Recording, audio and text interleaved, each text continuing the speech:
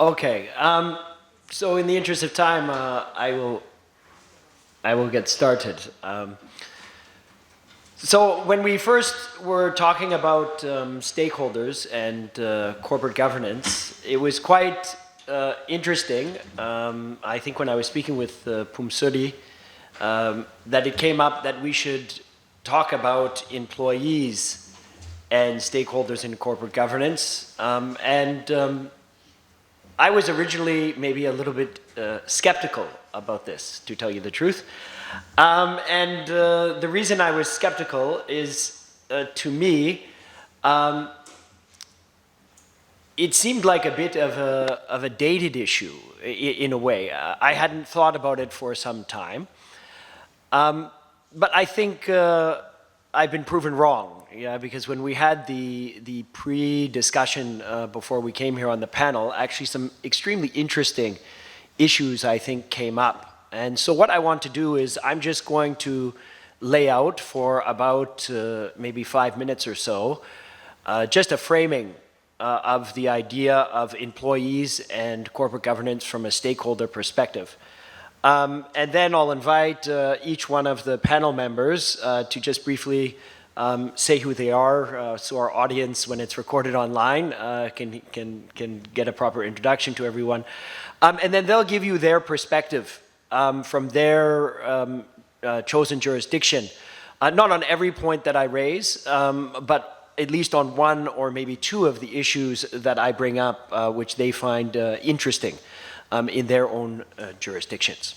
So I think all of us who are interested in comparative corporate law, if you talk about employees and corporate governance, probably the first thing that pops into your mind is the German two-tier board, right? I think a lot of people think of, the supervisory board in Germany, of course, in the largest companies requires half of it to be shareholder representatives. But if you look up the OECD, which is a great thing the OECD has done with the corporate governance fact book, right? They have beautiful charts which lay out in a very nice way a comparative framework. And what you notice, of course, is that Germany is not at all alone in Europe, that continental Europe actually has different levels of employee representation, but that it is quite common, right, throughout Europe to see this. Within the sort of Anglo-American tradition, right, this hasn't been common at all, right? If you think of, going back to maybe 2018, I was actually quite shocked when it ended, and I felt I was a bit out of touch with the UK, because in the UK, as you'll recall, maybe some of you, in 2018, they put in their corporate governance code a provision to try to elevate the voice, at least in the code, of employees. And right around that time, and this seems like a generation ago, Elizabeth Warren, if you remember, and this seems like ancient history now, sort of proposed, that US boards should have employees. And this was big news in the US in 2018. But if you look at Asia, right, and you look at, for instance, formal board structure, you don't see, in a formal sense, except, and of course, the big, the big dragon in the room, is the mainland Chinese corporate law. So it's quite interesting that China has always had some form of employee representation for state-owned firms, but in the most recent version of the Chinese corporate law, which came out last year, they actually formalized the employee representation on boards, right? And so that is interesting. If you look throughout Asia, most jurisdictions do not formalize this, but China has actually moved in that direction. And I was interested yesterday with Deng Feng's comments about the gap between the law on the books in China and the law in action. And it's very interesting to think about how does this actually apply in the Chinese context, right? It may be on the books, but are employees really having a role? And so there's this idea about formal representation that I thought would be interesting to consider in board structure. But as we got to talking in our pre-meeting, we actually started to talk quite a bit about corporate culture. Yeah, and I'm always hesitant in the Asian context to talk about culture, because I found, especially when Japan was first looked at sort of in the late 80s and 1990s, I always felt if sort of a North American couldn't understand what went on in Japan, they would just say, oh, that's Japanese culture. Yeah, so it's a bit of a lazy excuse to things, yeah. But I do think Japan is incredibly fascinating because the lifetime employment system in Japan, and I won't steal Manabu's thunder, it's interesting to see how culture maybe defines employee representation, not in the formal law, but in the actual practice, and sort of how that is evolving. But then, Jennifer brought up some points as well, that culture goes beyond maybe this formal representation. If we start to think about the culture of whistleblowing, the culture of sexual harassment in workplaces, and how that culture can have an impact, even if we think about say on pay, which traditionally is thought about as a shareholder-centric thing. Actually, a lot of say on pay rhetoric is driven by the gap between the average salary of an employee and the CEO. And are we comfortable with that gap? Speaking from a Singapore perspective, there's a lot of comfort in Singapore actually with the gap. And this is because of Singapore's meritocratic bent, right? But we thought, it's interesting to think about culture and how this affects corporate governance with employees and how that's changing and evolving. And the last point that came up in our pre-discussion that I found fascinating, which Panthip brought up, and I think this came up in the discussion yesterday in the open forum, is how much of this is local law. And what I mean by that is, it came up yesterday when the Thai speakers were talking about sustainability, that yes, of course you have Thai law, but if you're selling your products to the EU, or you do a certain amount of business in the EU, you have to worry about now EU directives on due diligence down the supply chain. And of course, that law is not only about the environment, it's about human rights, and there's an employee knock-on effect, right? And so I think we're entering into this new era, especially as was promoted, at least pre-Trump, and who knows what happens post-Trump, by the EU saying, we want to promote our corporate purpose beyond the EU. How much is this going to affect how employees are treated around the world? And especially, of course, we're sitting here in Thailand, which is a developing country. And if we look at the developing countries, how much of this is driven in terms of employees in corporate governance beyond borders and that effect. So with that, that was sort of the extremely interesting discussion I think we had online, which I wanted to, I hope I summarized adequately the insights that I was given. And so what I want to do now is just to go down the line and start with Matsunaka sensei and have them give their opinions for about 5 minutes.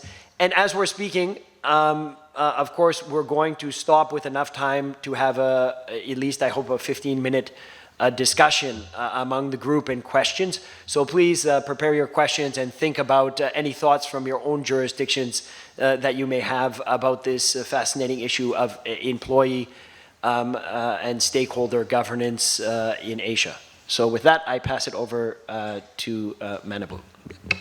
Thank you, Dan. What Dan introduced very concisely and correctly, we don't have any formal system in the context of corporate governance to represent the voice of employees. So when we look our Companies Act, there's no employee representation system or no employee voice whatsoever. We even don't find so many words that refers to employee. So most of the stakeholder interest issues are protected via either informal system of corporate governance or by other law like labor laws. And that persists, that even persists currently. So in the software area, like the corporate governance code, there's a reference to the stakeholders' interest and the role of the board and executives in communicating and cooperating with stakeholders. But in corporate law, there's nothing about it. So it's kind of a very classical law and economics corporate law view. Corporate law handles shareholder interest, and other laws protect other stakeholders' interest. So as for the employee representation system, during the 20th century, most directors and statutory auditors, I mean Kansayaku, have backgrounds as employees of their firms. So, but this doesn't mean that directors represented employees as a whole, or that employees had any de facto appointment rights of directors. However, the management and the employees had a very close connections. Even most labor unions, I mean here labor union in Japan, are not sector-wide unions like in the US, but rather unions within the individual firms. But most labor unions cooperated with management, and the labor union leaders become future management. Maybe it's very weird from some other jurisdictions, but that was a fact in Japan. So in this kind of institutional settings, there was no need for a formal employee representation system.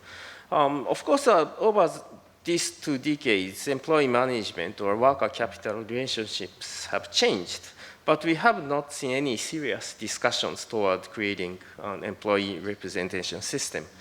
However, I want to note one exceptional event during the 2014 amendments process, because a labor union leader proposed introducing employee-appointed Kansayaku system for listed firms, and then it was rejected. The direct reason was that it was very poorly and hastily crafted, so no one supported. But from a more macro perspective, recent reforms, including 2014 amendments, tried to make more stringent monitoring system of insider-dominated management. And this is inconsistent with employee representation system.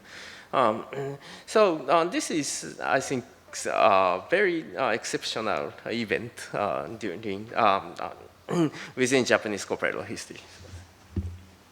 Thank you. Jennifer? Dan, thanks so much.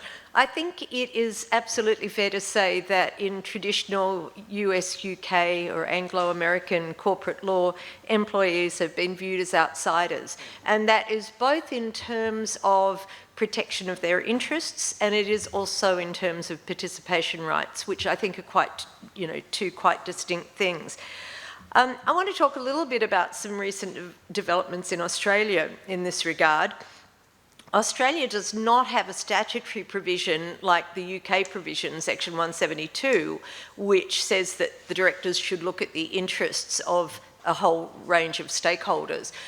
Nor does Australia have a provision, Provision 5 in the UK Corporate Governance Code that Dan was talking about, which says that companies should have one of 3 types of mechanisms for basically connecting the board with employees, either putting an employee on the board or having a workforce advisory board or having a designated non-executive director to go out and talk to employees. But nonetheless, Australia was going to introduce a new provision in our proposed 5th edition of the ASX Corporate Governance Principles and Recommendations. So they operate on we call it an if not, why not basis rather than UK comply or explain, but it's pretty much the same. And recommendation 3.3 was to state that a listed company should have regard to the interests of the entity's key stakeholders, so the interest protection aspect, and it should also have processes to engage with stakeholders, and employees were explicitly included in those stakeholders. But there's many a slip twixt cup and lip, and I would have expected that I'd be sitting here after those provisions had been introduced in Australia, but no, about 2 or 3 weeks ago there was an enormous conflagration in the Australian business community, and as a result of various business groups such as the Australian Institute of Company Directors objecting to this proposed 5th edition, it was shelved, and Australia is now going to operate under the old provisions of the 4th edition, which don't include a provision like this.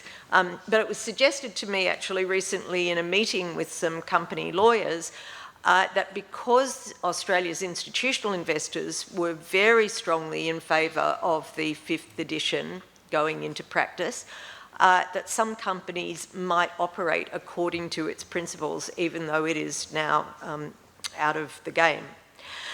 Now, irrespective, however, of the content of Australia's corporate law, I think any Australian listed companies that don't operate with employee interests in mind, at least, they are in a dangerous position. And I say this because of what went wrong at Australia's iconic national airline Qantas, going back to Dan's comments about corporate culture.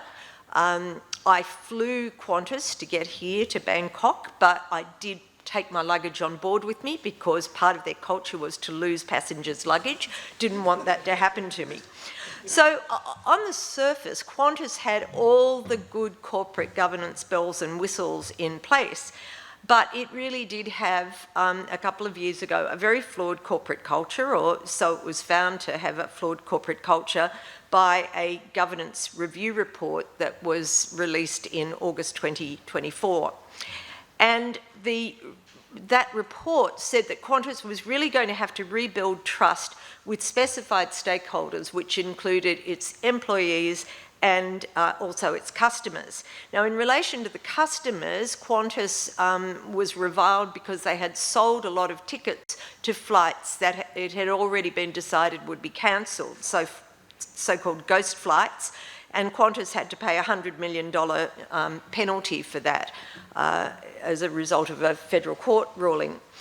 In relation to the employees, the High Court of Australia held that Qantas had acted unlawfully during COVID when it outsourced its ground handling services, hence the lost luggage, to outsiders and sacked or made 1,700 employees redundant. And so one of the key findings of this review of Qantas was that basically they had to increase their informal interaction with employees and stakeholders to ensure that this wouldn't happen again. And Qantas said, yes, you know, we agree and we will do that. We'll go out, kick the tyres of the organisation, make sure our board is collaborating or speaking to employees. Now, how did Qantas get into such a reputational quagmire? Because of executive remuneration. Basically, the CEO of that time did precisely what the incentives in the remuneration said that he should do. While many Australian listed companies now, in fact a stunning average according to a co-author of mine, 53% of Australian listed companies now include ESG components in their executive pay. But Qantas was, you know, quite old school in that it was all about financial performance, and it did not, according to this report, get the balance right between employee, customer and shareholder expectations. The 2 strikes rule in 2023, that's Australia's version of say on pay, and it tends to be a bit tougher than normal say on pay. It really lambasted Qantas. There was an 83% vote against the director's remuneration report. So I'm going to leave it there. I do have some comments in relation to gender and sexual harassment if people want to bring it up in the Q&A, but I'm going to leave it there at this point. Thank you very much, Jennifer. Panthip? Hi, good morning, everyone. So honored to be here. I think I'm the only person not teaching corporate law here, if I'm not wrong. So I'm here teaching labor and employment law. So hearing the concept of employee representation on board and say on pay, I don't think Thailand have any law reflecting that concept. Surprisingly, we do have the law talking about sexual harassment in the Employment Act. The sexual harassment here in Thailand, however, is not really effective because the legal provision only says sexual harassment that is caused by employer is prohibited. Whereas if you look at the real working condition, you see that sexual harassment could be caused by your colleagues and other things as well. So we have it there 17 years ago just to have it, but not really that effective. Talking about supply chain, I think Dan brought up very interesting issue about supply chain because I think supply chain nowadays become more and more important, especially in Thailand where the law is not well developed. The reason why it's not well developed, I think there are many reasons, but one of the most important reason is because we would like to be able to compete, right? So the government come up with quite decent labor law. However, it can't be too well protected because otherwise no investor will want to come to Thailand, right?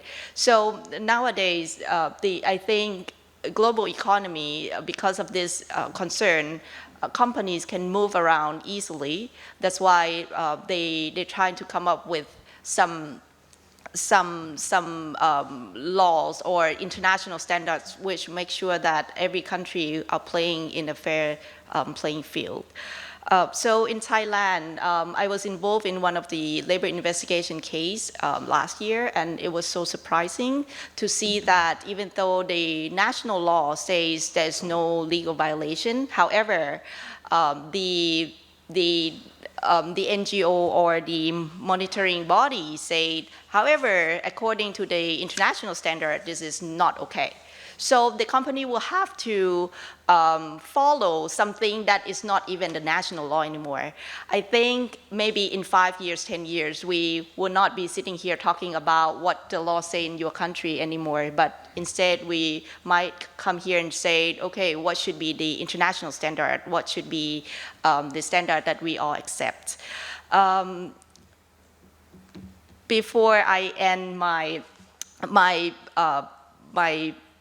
talk here, I think one thing that I would like to point out, and yesterday I spent a couple of hours listening to all the panels. I think most of probably corporate lawyers looking at labor concern and environment concern as the same group because it's the stakeholder, right?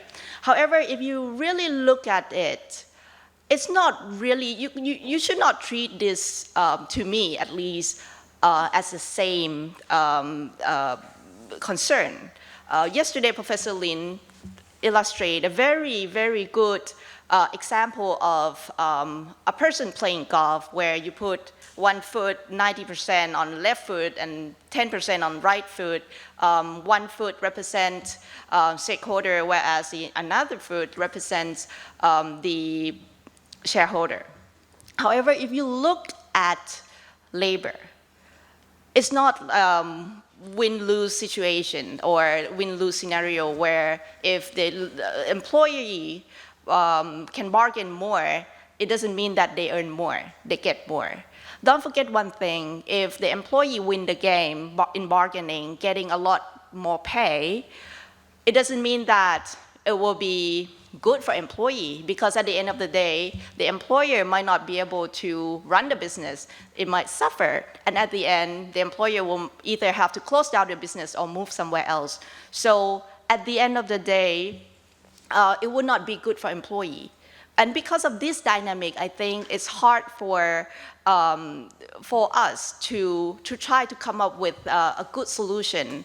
I am a bit jealous when I heard yesterday the Bank of Thailand talk about all the policy trying to provide the financial support to transition program for environmental issues. I don't think there is any much of the financial support for the labor issue. And because that is quite complicated to deal with, you can't really just pump money and trying to support people to fix this concern, because there should be some balance. And it will be interesting to also see how in the future the NGO and also the international agencies like the ILO, International Labor Organization, will come into play in this. I think I will end my talk here. Thank you very much. Fascinating. Christopher? Thanks, Dan. And just quickly share some thoughts. So predominantly from Taiwan's position. So on the one hand, I think in Taiwan we haven't had any employee board representation so far, and not in company law. So we haven't picked up any lesson from China yet. However, our regulator and the stock exchange does update the corporate governance code to require companies, at least listed companies, to have some communication channel with employees, to encourage them to engage with employees among other stakeholders, not just employees. And in addition to that, the financial regulator also try to improve disclosure rules, so they require companies to disclose their average salary paid to employees, but just average. And we actually don't know how they spread. And so anyway, through disclosure, through those like a voluntary semi-formal regime, we kind of push companies, at least public companies, to do more to employees. But in addition to that, I want to highlight just a couple of stories to make things interesting. So I will center on, I think Dan earlier mentioned, culture. It's, of course, it will vary country by country, sector by sector, and of course, even company by company in the same country. So I use two examples. First is in finance. Actually, pick up from a message just talked about earlier. A few years ago, Citibank sold its retail banking business to DBS in Taiwan. So what's curious was that after Citibank made the announcement that the retail banking will be sold to DBS, Citibank formed a union. It's not news to have a bank employee have a union. It's not new. Many local banks have unions, but not Citibank. For a long time, Citibank is a unique place in Taiwan. They export a lot of bankers to other local banks as a senior executive. So they probably feel they are very proud to be a US bank. But suddenly they will become Singaporean bank. And immediately after the announcement, they form a union. And it's very obvious. It's not that DBS don't pay them well. It's that they want, first of all, keep their job, avoid layoff, and they want better pay package. And unfortunately, the financial regulator played its hands into the business because the financial regulator was not going to approve the transaction because it's a banking transfer. You need regulatory approval. The regulator was not ready to approve unless you settle everybody. So which actually gave the union, the Citibank union, a big upper hand to bargain. So they just have to make everybody happy, everything's ready, so the regulator will approve the deal, so finally it's done. But it just shows that actually sometimes employee might have some power in some circumstances. Okay, the other of my story is about our FAM, the most famous Taiwanese company called TSMC, which I assume all the electronics here in this room probably have something from TSMC. There's a fair chance. So there was a couple of news I just quote. One is that actually there was one news yesterday in Taiwan. There was an interview of a TSMC employee, and you guess how long they actually work. The FAM TSMC seems to be the top one choice for all the parents in Taiwan for college graduate. No matter it's law, that even social science, they want TSMC because they got involved into geopolitical issues. But anyway, the news was that they interviewed an engineer who was not named, of course. He woke up 6-something a.m., left office by, at best, 8 p.m. And likely, he still has some work to do at home. Okay? So that means that their total working hour was incredible. And another story was that one of the TSMC senior executive actually said that in public was that you know, in Taiwan, we are an earthquake country, so every now and then we got a few earthquakes. Sometimes it's pretty big, and we cannot choose that. And because most of the fabs of TSMC was located in Taiwan, so they are prone to earthquake. So the senior executives say that in public during an interview with investors, they say that all the TSMC engineers, they know their job. If there's an earthquake, they need to be in office in the fab within 30 minutes, even it's 2 a.m. Well, now the problem is TSMC, for whatever reason, are under pressure to have fabs in other countries. They do have some in Kyushu in Japan, and they already have one under construction in Arizona. The company just announced going to have some more $100 billion investment in America. And curiously, the first person who stood alongside Donald Trump was a TSMC chairman. And in Taiwan, we just gasping. The model of TSMC, long working hour, the expectation of engineer in office nearly every time upon request is not going to work in America, not even close. I cannot even imagine any sensible, normal American worker who come to office before 8 a.m. unless they do a night shift, right? Not going to work. Let alone the extra pay for extra hours. In theory, they do. We do have that pay in Taiwan. But just let me share another story about TSMC. My brother-in-law, my sister's husband, happened to work for TSMC in already a mid-level managerial role. And a couple of years ago, he fell while jogging. He fell face down, which means that he suffered some facial damage. And the doctor suggests to my brother-in-law to say it's better he do a plastic surgery to fix the face. Otherwise, when he get old, it could be problematic. But after some time of consideration, my brother-in-law said, no. Having 3 months off is literally career killer in that company. It might happen in other industries, but it just shows that for a certain sector, in certain industry, in certain sectors, actually the culture is that if you ignore it's a TSMC, just recount the whole story, change it to another company, then let's say it's a bank, you very likely, I think it's a kind of abuse of labor, right? But in TSMC, it seems that they're actually proud of it, even at least on the managerial level. It's just that I think culture will play a hand into how the law, including labor law and corporate law, might factor into the interaction between company and labor. But fair to say that TSMC is not a worst payer. I think they pay decently, especially bonus. So maybe that's the reason why people don't really complain. And that brings me to the last point. I think Jennifer also mentioned that earlier, is that I have some other studies which about, for example, in Taiwan we have a lot of factory drama, fire, explosion, blah, blah, blah, safety issues. So let me to bring down what happened to those companies, right? The management surely should take some responsibility to take care of whatever legal compliance, which may include labor law. So I think to build a good culture, healthy culture, to have a very sound, healthy employment relationship or engagement with employee in a large corporation, surely it must come from top down rather than just focusing on a union. I think there are different stakeholders play different roles.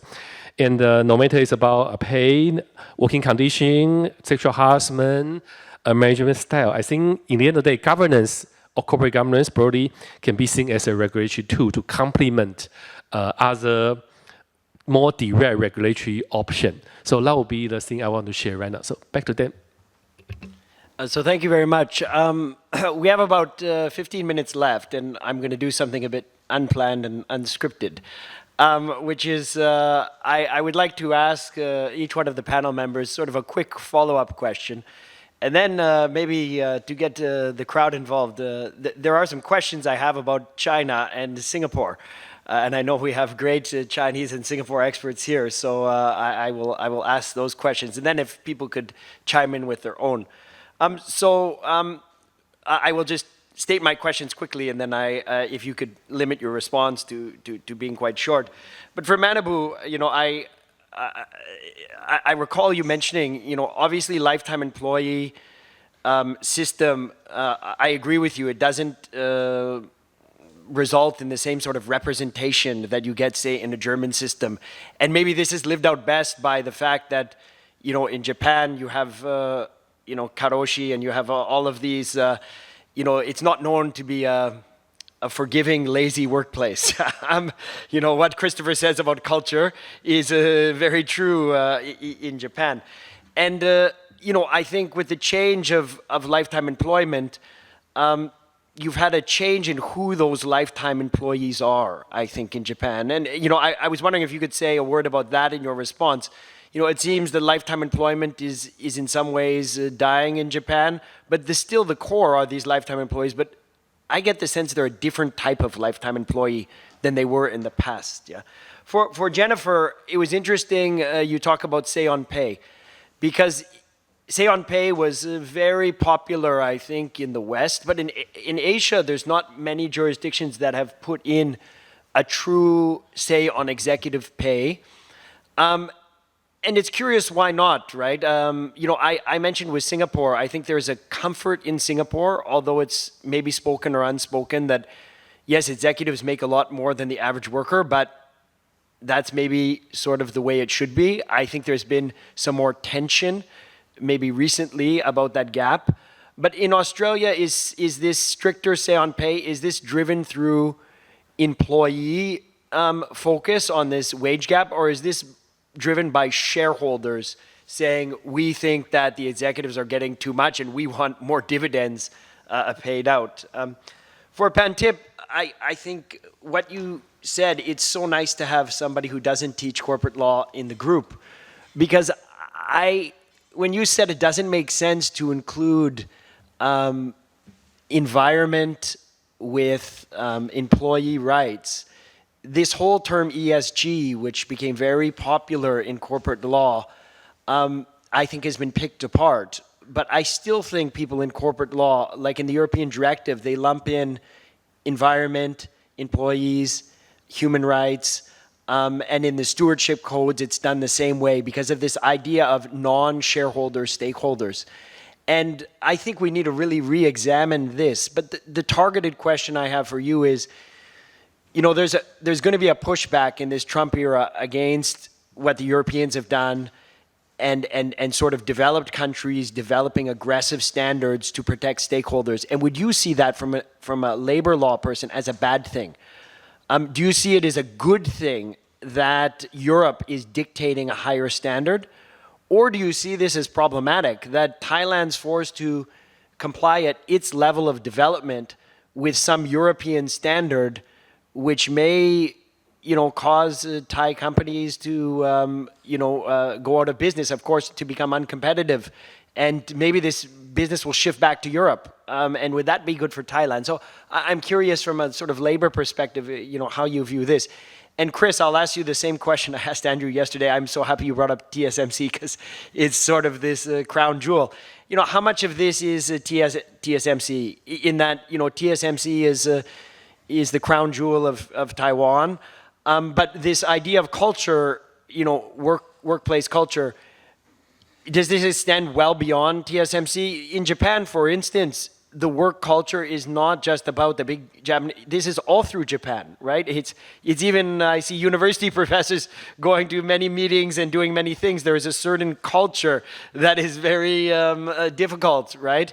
And that is not about corporate law. It's maybe not about labor law. It's about a certain work ethic that, of course, is critical to companies and critical to corporate governance, but it extends very widely, and so I was interested in that. So I'll just move it to each one of you, and then for I guess, Chen and Kenneth, yeah? I'm curious what you think, Chen, about China employees, right? It's in the law, but how much does this mean in practice? And Kenneth may be surprised by my question about Singapore, which is, there is a provision in the Singapore Companies Act that says that directors can look to employees. I've been in Singapore almost 20 years, and Aurelio too has taught Singapore company law. I never have taught this. You know, I mention it when I talk about directors' duties, but it's not one of the core things. It sort of ended up, I don't even know how it ended up in the act, that the directors can turn their minds to it. It doesn't say they have to look at it, but I can't recall a single case ever discussing this provision. And, you know, I don't see any movement in Singapore in this direction. It's a bit curious it's in the act. But this discussion seems to be entirely absent in Singapore, and I think it's because Singapore has a very interesting system of unions of a different kind, yeah? They sort of cooperate in this tripartite system with government. But I was wondering for the Singapore experts in the room, Aurelio and Kenneth, if you have any views on, does that section mean anything in the Singapore Companies Act? So I'll go quickly down the line and then hand it out and then take some questions from the room. Okay. So maybe Japan is one of the rare countries which share, which are get very used to earthquake and are also used to going to office in 2 a.m. So, but this is of course changing as the lifetime employment is changing. So lifetime employment has changed in from two sides. First, employers started layoffs.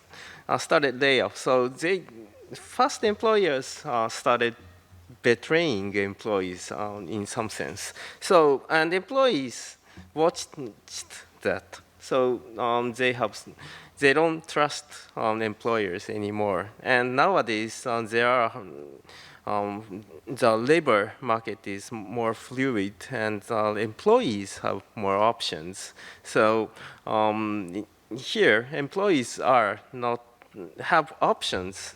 If they don't go out, they can stay under the lifetime employment contract. But they don't have. If they don't want their current position, they can simply go out. So in that sense, employers cannot rely on the lifetime employment anymore. So in this sense, it's collapsing from the both sides. And I'm not sure what is the total effect of this collapsing on the entire labor market.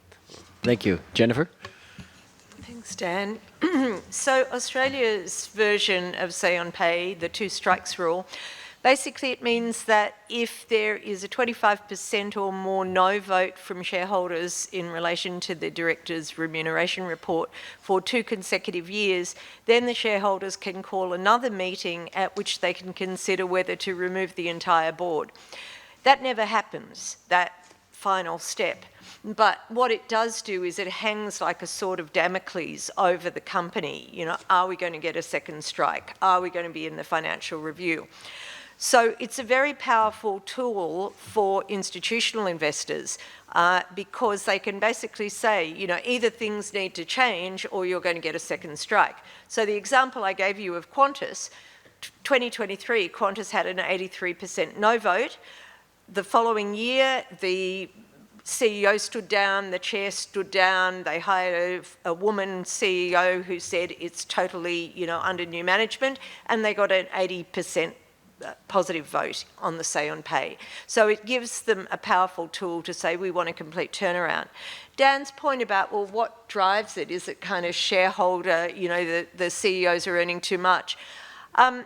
I don't think it's, the CEOs are earning too much. Sometimes it's soft money. So there was an example in 2016 where the CEO of Commonwealth Bank had 25% of his pay was going to be for customer satisfaction. Like we could have our student satisfaction for our pay.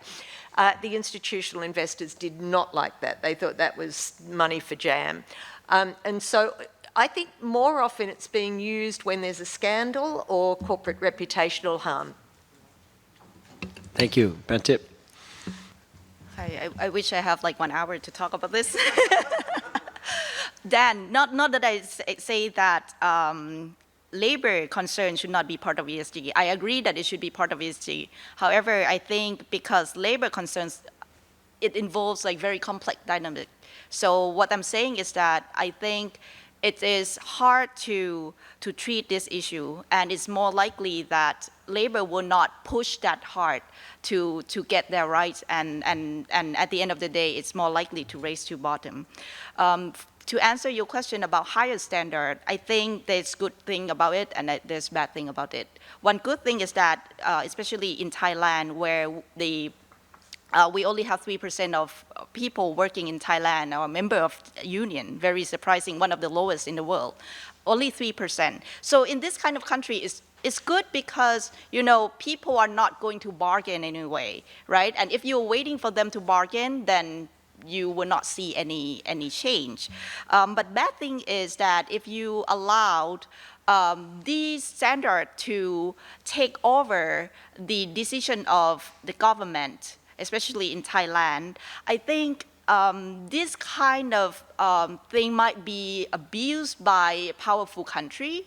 One example, if you trade with China, with the US, with the US might force your country to ratify convention regarding freedom of association, right? But US will never come to you and say, ratify the convention about maternity leave, because the US itself doesn't give any maternity leave like with pay. So the powerful country will try to determine which issue is important and not important, right? And that is not really coming from workers.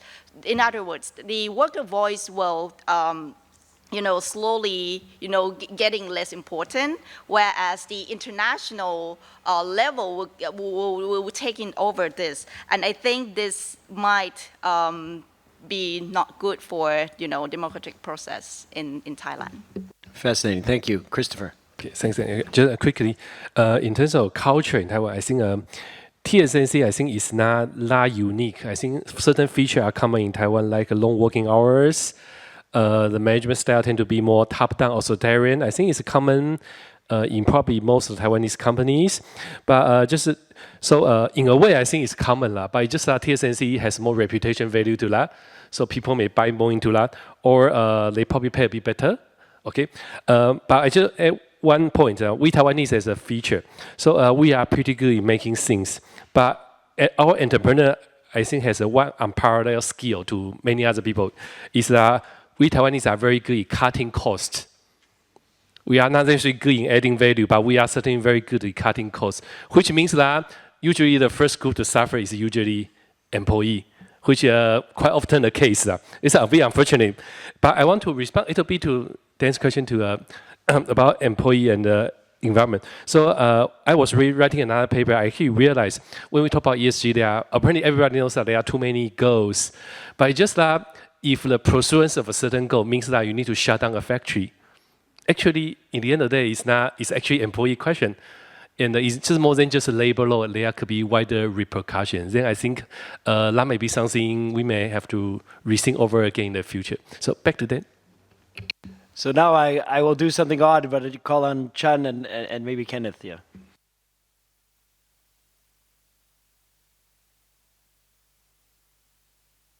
And the revised company law has just emphasized in company law the role of the employees. Firstly, it emphasized in the legislative nature of and purpose of the company law says that the company law should protect the interest of the shareholders, creditors, and employees. So, and the second, it also the revised company law emphasized the basic form of the representative gathering of the employees as the basic democratic corporate governance system. Third, the most important is the revised company law in China says for those companies with 300 employees or more should have employee representatives in the board of directors unless the company already has a board of supervisors with employee supervisors elected by the employee general meeting. However, because both the CSRC, the central regulator on the listed companies, and also the CSAC, the central authority on the SOEs, have made very clear that the listed companies and the SOEs will have to abolish their supervisory boards. This means that we will soon see the employee directors on the board of directors of almost all listed companies and SOEs in China in 1 year or two. That is a dramatic change of China's corporate governance. Nowadays, there is currently a lot discussion in China about the obligations and the responsibilities of employee directors sitting in the board. So particularly their decision-making capacities and responsibilities. So I think we will have to wait a while, then we will see what will happen in the practice. Yeah. Fascinating. Thank you. Kenneth. So thank you, Dan, for the question. So I think we have to be very careful about the distinction between what is an aspirational objective in the law versus what is an enforceable, or what the economists would call a verifiable and observable provision that can actually be enforced. And Section 159 of the Companies Act is, in my view, very similar to Section 172 of the UK Companies Act, its counterpart, where you have this kind of aspirational objective that's not really a hard-edge kind of provision, similar to a no-profit rule in the fiduciary duties that we all teach in corporate law, right? So that's the kind of provision that is really aspirational, and it's really difficult to so-called enforce it. We could write a whole paper or book about why these clauses can't be enforced. There's a lot of literature on good faith and as such, but I'll leave it there. The other thing I want to note is that there are multiple narratives as to why such aspirational provisions are in the Companies Act. One narrative could be, well, as per your own work, Dan et al. And Dan's own work, it could be that Singapore wants to signal to international investors that they value employee protections. This is one narrative. Another narrative could be that as per Mariana Pargendler's story, these are provisions that result from pressures by certain interest groups, right, that help to shape legislation. So that would be my short take. Wonderful responses. So we have just a few minutes left, but we do have time for questions or comments. So I can see Yeti in the back has one. Kyung-hun. Okay, we'll take Yeti and Kyung-hun maybe together, and then we'll have some answers. Yeah. Thank you, Dan. It's nice discussion to have the employees and corporate governance. So I just like to share the Indonesian company law, and I just heard from the Chinese we do have the similar provision, I think, because in Indonesia in our company law we have Article 126. Similar with that. So the corporation or company, when they are doing the merger, acquisition, consolidation, and also spin-off, they have to take consideration, or they have to consider the interest of one, minority shareholders, two, employee. The second one, then shareholders, creditors, and also the business associations, of course, or the third parties of the corporations or the company. And the last one is the society. And not to create unfair competitions. So we do have that provisions. Unfortunately, we don't have further explanations for particularly for the employee. And then now the practices is that we refer to the our labor law.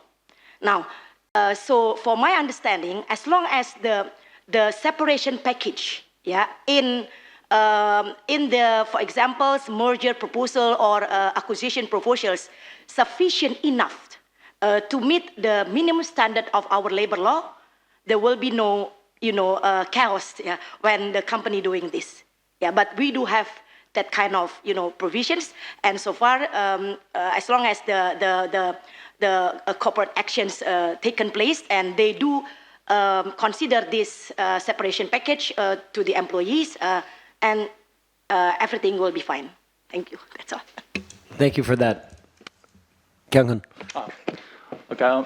Thank you for the excellent discussions. So under the topic of the employee and corporate governance, we mainly talked about the having the employees representative at the board, or having this kind of beautiful aspirational purposes, as you can find in many countries.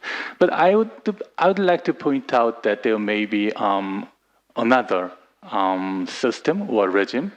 which we can find in many jurisdictions. That's the regime called work council or labor council. It's usually a body composed of the representatives of the employer and employee, and that exists under the German law, which is Betriebsräte, and also in France, Netherlands, and Scandinavian countries, and in Korea and Japan, and probably in Taiwan and in many countries. In many cases, this worker council or labor council is merely a formality or just a decoration, but it may be used as a kind of a good platform because this work council is supposed to handle the workplace issues, including the hiring, layoff, or working hours, but it may affect the corporate strategy as well. So I think we may consider the regime of worker council when you talk about the employee and corporate governance.